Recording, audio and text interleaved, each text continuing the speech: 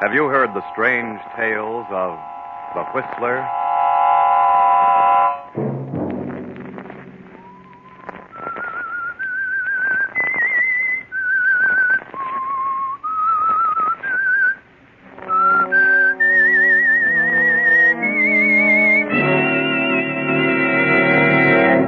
I'm the Whistler.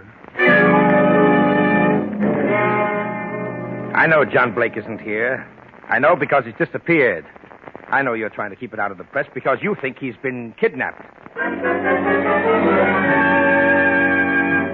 Another Sunday night, and again, CBS presents The Whistler.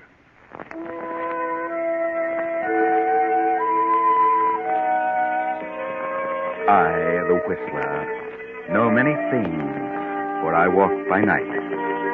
I know many strange tales, many secrets hidden in the hearts of men and women who have stepped into the shadows. And so I tell you tonight the amazing story of the penalty.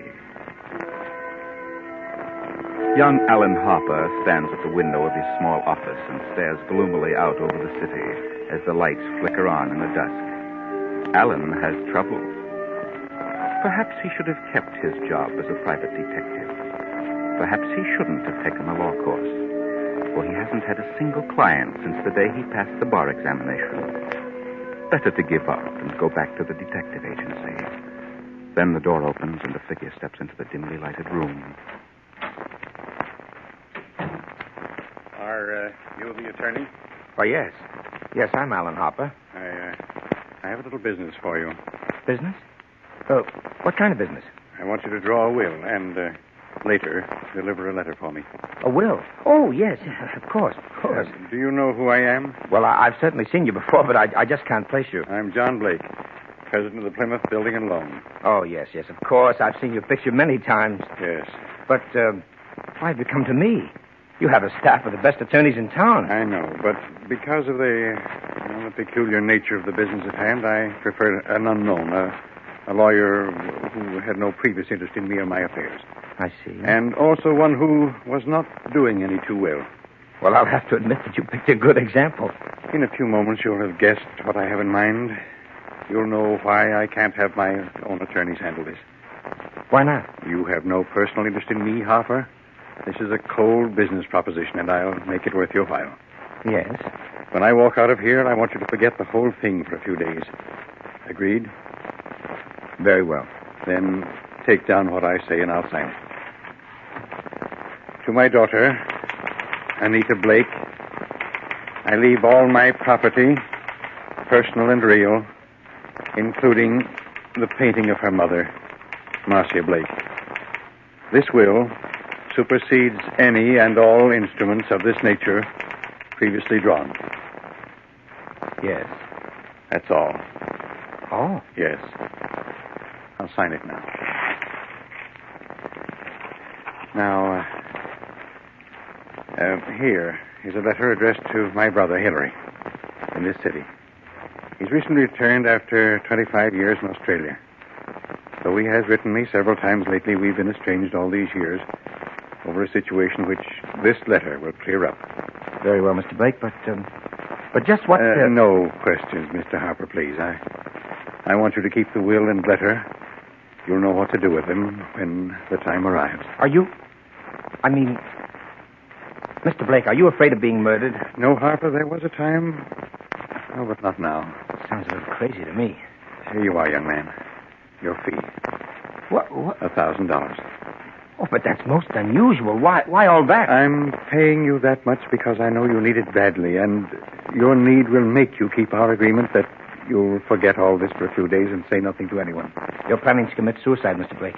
And what if I were? Then it's my duty to stop you. What would my death matter to you? People die every day, commit suicide, or murdered. It means nothing to you. Yes, but this is different. Mr. Harper, I'm not planning to commit suicide. You're sure? Yes, I assure you.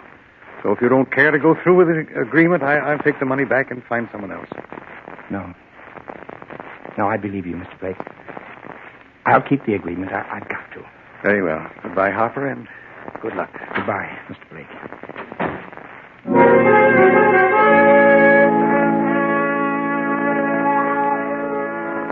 Young Alan Harper sits pondering over the strange events. The will, the letter. He drops the role of attorney, and his mind works from the angle of the detective. What a strange situation. Another day has passed, and toward noon, Anita Blake talks to her fiancé, Wilbur Martin. I'm sorry to call you out here, Wilbur, but I just had to talk to you. Oh, what is it, Anita? What's wrong? It's about Father. Your father? He left the office late yesterday afternoon, but he didn't come home. Well, maybe he went to his club. No, Wilbur. I mean, he didn't come home at all. He still hasn't come. I called his club. I called every place. Oh, Wilbur, I'm terribly worried. Why? Well, Father's been acting strangely of late. He's so morose. I'm afraid. Afraid? Afraid of what? I'm afraid something's happened to him. Anita, maybe he's been kidnapped. Wilbur, kidnapped? But if that had happened, wouldn't someone contact us by this time? Maybe not. Have you called every place that he might be? Oh, yes. Have you called the police? No, I wanted to wait till I talked to you. Have you called his brother, Hillary? No, I haven't, but I don't think he'd be there. You know about that situation. They haven't been on good terms for years and years. They've only seen each other once since Uncle Hillary came back from Australia. Yes, I know. He's a strange sort of person, that Hillary. I've only seen him once, the time I went to his apartment with you, but he's certainly strange. I know, but perhaps that's only natural. What was it that caused them to become so bitter towards each other? Well, I really don't know. Father never told me. But I think it had something to do with a girl they were both in love with. Did your father know Hillary was coming back to the States? Of course. Hillary wrote him several times, but Father didn't answer him. Is your Uncle Hillary well fixed? Certainly. He became wealthy in Australia. What are you trying to say? Are you sure he made money over there? Of course. Father told me that many times. Well, your father could have been misled about Hillary being well off. Wilbur, I don't know what you mean. I think Uncle Hillary is all right. I rather like him. And I don't care what the differences were between them. Are you inferring that Uncle Hillary... No, I'm not inferring anything. I'm just asking. Why not call Hillary and ask him to come over here? All right. Don't tell him about your father. Just ask him to come over here as soon as possible. You're all wrong about this, Wilbur. I know now what you're thinking. But I'm sure you're wrong. You call him, Anita. And let him think your father is here. Then, after we talk to him, we can call the police.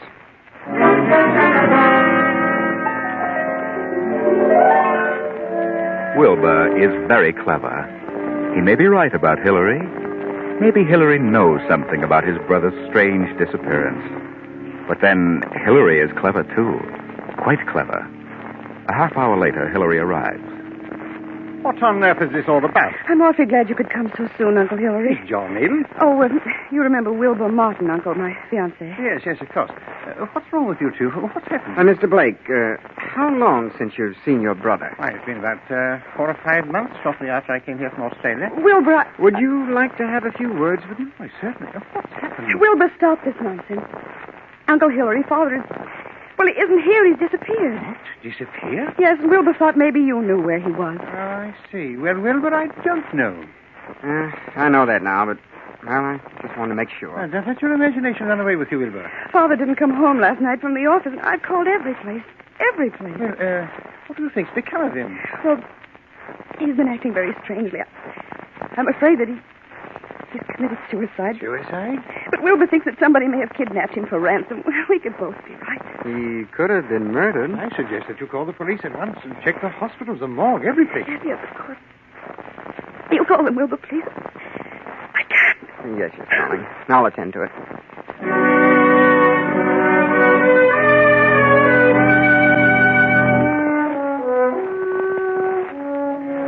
Wilbur calls the police and the hospital and the morgue.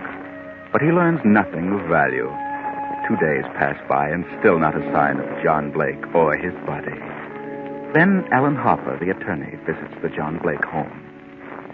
Come in, Mr. Harper. Thank you, Miss Blake. This is my fiancé, Mr. Martin. Mr. Martin. What is it, Mr. Harper? Is your father here, Miss Blake? My father? Why, no. Oh, what did you want to see him about, Harper? Why, I wanted to see him on some personal business. Well, why don't you try to find him at his office? I did, but he isn't there. He hasn't been there for several days. Just what is your business, Mr. Harper? Why do you want to see Mr. Blake? I don't want to see Mr. Blake because I don't think he's here. I came to see Miss Blake. What do you want, Mr. Harper?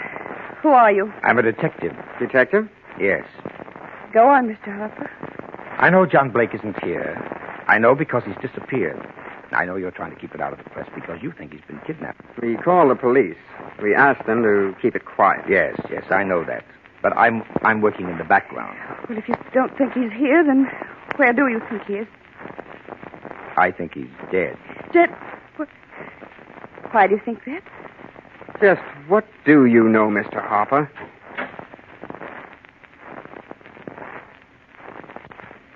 Oh, here you are, Anita. I wanted to talk to you and... Mr. Blake. What? And who is this? Mr. Blake. Well, sir. You seem startled, young man. What's wrong? Well, yes, I am, sir. I thought What that... did you think? Well, I thought you were dead, sir. That is... He's a detective. I'm sorry. I'm sorry, Mr. Blake, but... Well, I guess curiosity got the better of me. What are you talking about? Well, you remember the agreement. What agreement? Wait a minute. Do you know who you're talking to? Yes, of course. John Blake. No, Mr. Harper. This is my uncle, my father's brother, Hillary. Hillary? Hillary Blake? Yes, my father's twin brother. Twins. John and Hillary were twins? Of course. Well, I didn't know that. And apparently you know my father, John Blake. Yes. What did you know about him? You know where he is?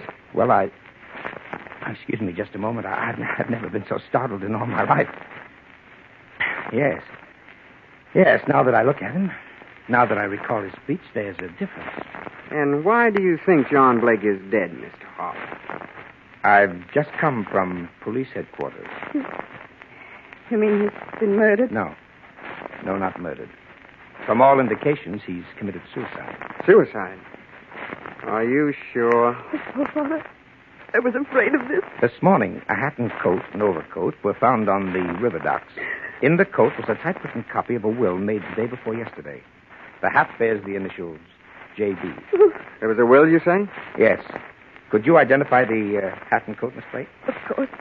Very well. Come in, Sergeant. This is Sergeant Hanlon. Do you recognize this coat and hat, Miss Blake? Yes. Yes, I do. They were father's. Oh, Wilbur. Sure, Driver. I can't understand it. But the hat and coat are not conclusive evidence. And what about the will found in the pocket? Show them the will, Sergeant. You read it, Wilbur. Yes, of course. To my daughter, Anita Blake, I leave all my property, personal and real, including the painting of her mother, Marcia Blake. This will supersedes any and all instruments of this nature previously drawn. But no signature. I have the original. Here you are. It's the original and signed. Where did you get this, Harper? Look at the signature of the witness. Alan Harper. You witnessed the signature? I did. And how do you explain that, Mr. Harper? Because I typed the will for John Blake the night he disappeared. He signed it, and I witnessed the signature. But why should he come to you, a detective? It's true that I'm a detective, but I'm also an attorney at law. But Mr. Blake has his own attorney. Nevertheless, he came to me to draw this will. And if I hadn't recognized him from his pictures, I wouldn't have witnessed the signature. You recognize your father's signature, Anita? Yes. Yes, it's his, all right. I still can't understand the reason for his doing such a thing. He had everything in the world, everything to live for, money, position. He must have been out of his mind. Well, I'll admit he did act very strangely, but he seemed to be rational enough. But this still isn't proof that he's dead. There's no body, no proof that he committed suicide. The body may not be found for days, but this evidence at hand certainly indicates that a body will be found eventually. Maybe not, Mr. Harper. It's possible they could have...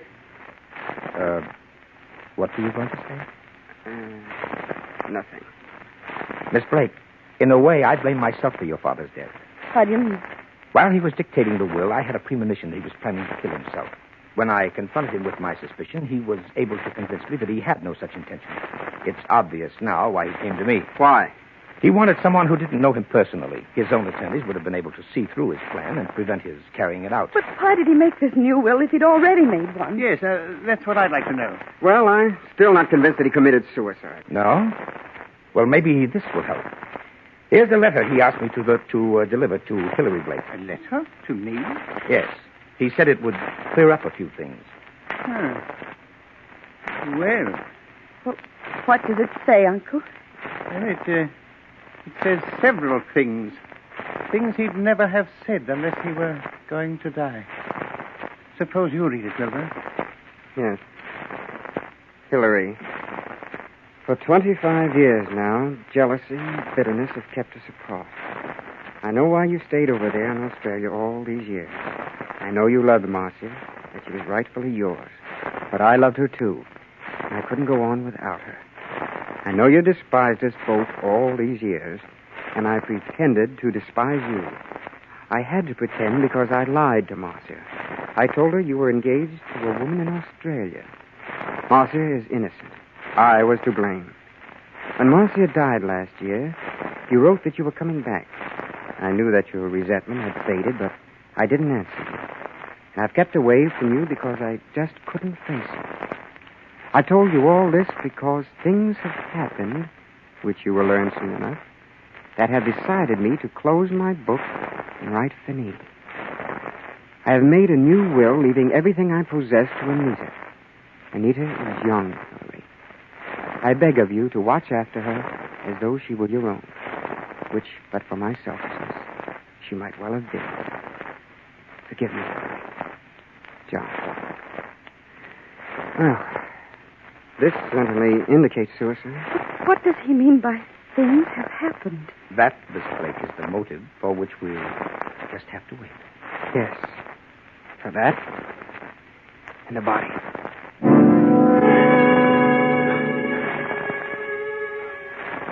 Everyone seems to be convinced that John Blake has committed suicide. That is, everyone except Wilbur Martin. But still, the body has not been found. Then, one morning, 4 days later, Alan Harper calls Anita and Hillary to police headquarters. Morning, Miss Blake. Mr. Blake? What is it, Mr. Harper? Have you found John? I hope you don't mind my coming along, Mr. Harper. No. No, not at all, Mr. Martin. What's happened? They found a body this morning on the rocks at the mouth of the river. It's rather badly bruised and cut, and, well, it's in a bad condition, but I think you should look at it. Oh, I know how you feel, Miss Blake, but I'm afraid it's necessary. Very well. I'll be all right. May I come too? Please do, Wilbur. This way, please.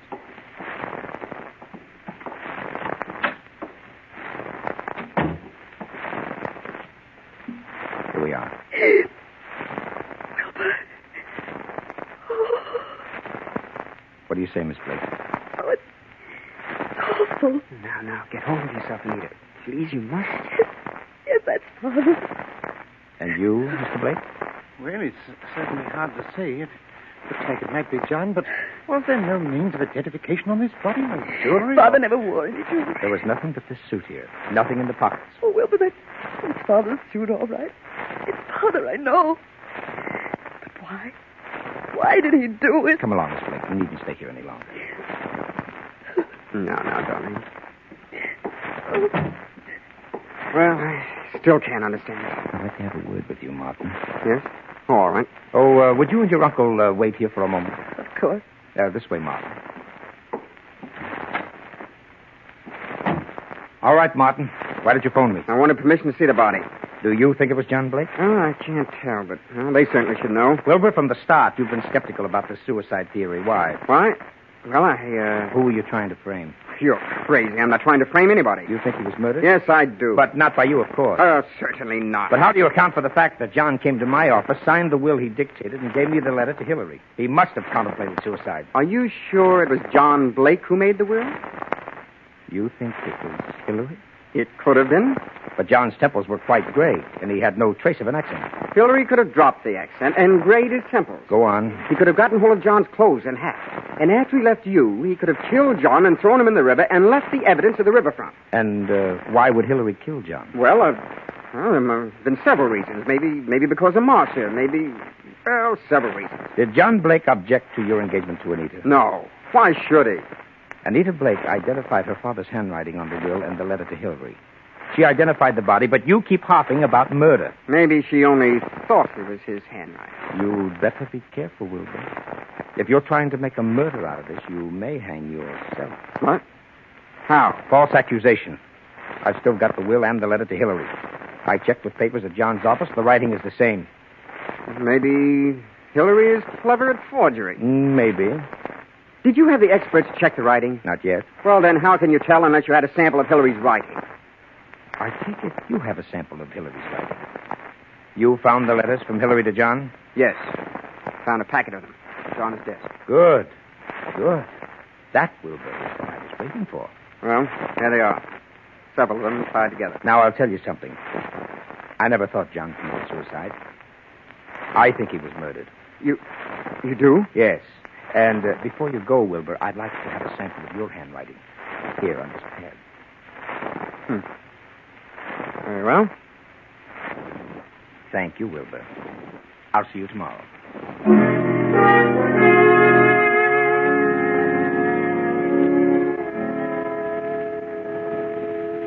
Well, Sergeant, have you finished checking? Yes, Harper, I've finished. And what's the verdict? Well, this is the cleverest bit of forgery I've ever come across. This would have passed any place if the question hadn't come up. So? This will and the letter to Hillary would certainly get by anyone as having been written by John Blake. Yes. When comparing the suicide letter from John to Hillary with this letter Hillary wrote from Australia, we notice a difference, but a basic similarity. Would the fact that they're twins be the reason for that? No, on closer examination, we find characteristics which couldn't appear in both letters if they were twins. Then you agree with me that Hillary must have written the suicide letter and signed the will. I certainly do. It's a tough thing to prove. I think you're on the right track, but, well, All I can do is bluff it through, eh? I'm afraid you'll have to work on forcing a confession on this case. Did you check all these letters from Hillary? No, just those on top. Well, I'd appreciate it if you checked them all. Well, just as you say. Now, what about young Wilbur Martin?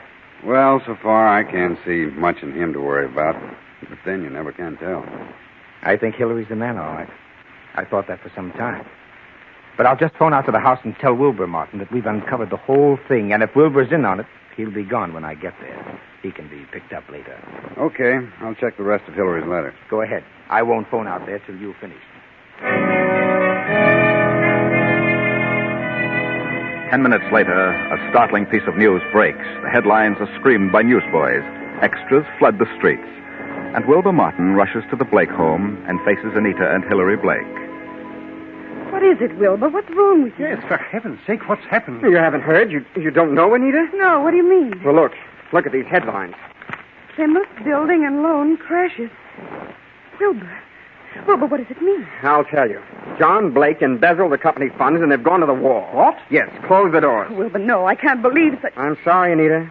Here it is in black and white. Then that's the motive for his suicide. Why? Why? Because he knew he was caught. What else? He could have put the money back, couldn't he? Yes, but maybe he lost it by trying to make more to cover up the shortage. I don't think he lost. You don't? No. Nonsense. He must have. Why would he kill himself? Maybe he didn't kill himself. No, please, Anita. You mustn't worry. I know this is very embarrassing for you, but it isn't your fault. Let me take you away for a while. We can run down to Mexico till this blows over. Huh? You won't take her to Mexico. You won't take her anyplace. Just what do you mean? What's wrong with you, Wilbur? You're acting stupid. Do you want to go to Mexico with a murderer? What? Your father may have built the company, but I don't believe he lost the money. Wilbur. He hid it. And your Uncle Hillary found out where he hid it, and he set up the suicide to cover your father's murder. Crazy. Out of your mind. This doesn't make sense. I have all the money I need. Yes, you have now. You're a fool. Pack your things, Anita. I'll phone the airport for a reservation. You won't leave this room. Do you know what can be done to you for threatening people with firearms? I'll call the police. You don't need to call the police. They're on the way here now. I just talked to that detective, Mr. Harper. They've proved that you wrote John's will and the suicide letter. You killed John, and you have the money. Wilbur, you're crazy. You're out of your mind. I know what I'm talking about. Get out of here. Get out. Get out! No, I won't leave. No one will leave till they come.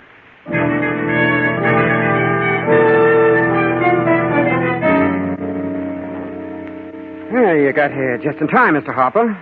Hillary was going to Mexico on the next plane and taking Anita with him. Mexico? Yes, he knows everything. I just told him about the handwriting discovery. John Blake stole the money from the loan company. Hillary here found out about it and learned where it was hidden and killed John. He's talking nonsense. Mr. Blake, Sergeant Evans here is the police handwriting expert.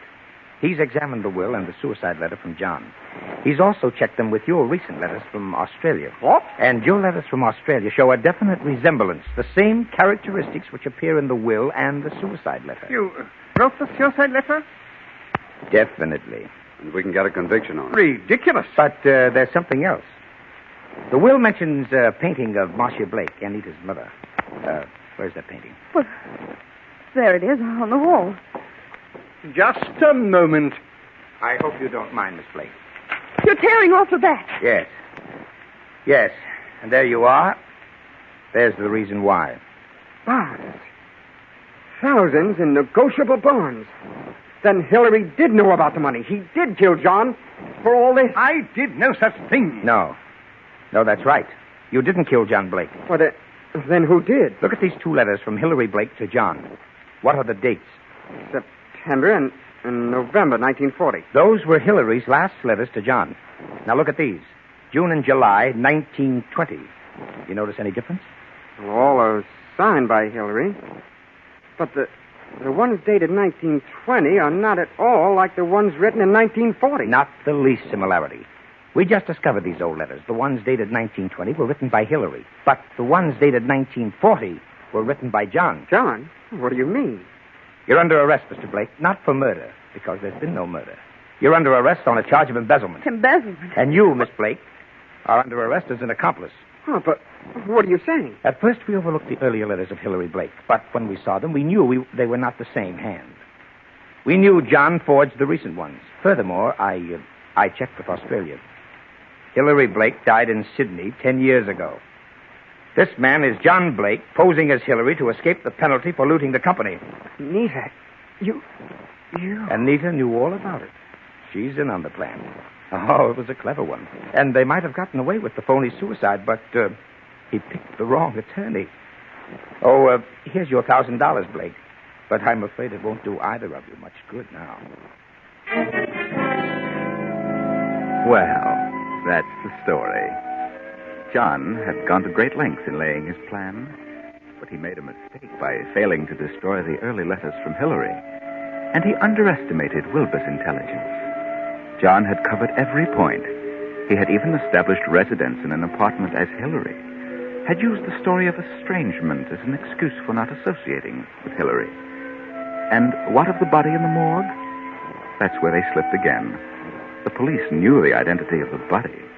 That was merely a trap laid by Alan Harper. Anita was too quick in identifying the first body she saw, too anxious. It was obviously not her father, but the finding of an unidentified body seemed so convenient that she jumped at the chance to declare it was John Blake. Yes, there's many a slip twixt, but you know the rest.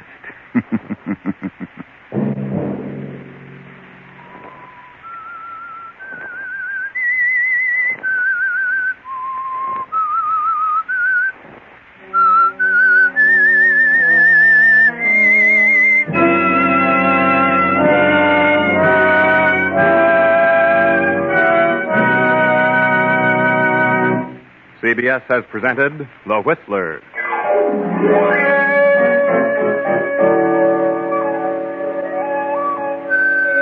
Original music for this production was composed and conducted by Wilbur Hatch. The Whistler is written and directed by J. Donald Wilson and originates from Columbia Square in Hollywood.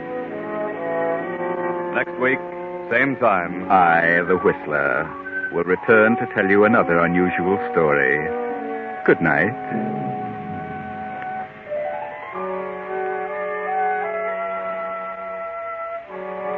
This is the Columbia Broadcasting System.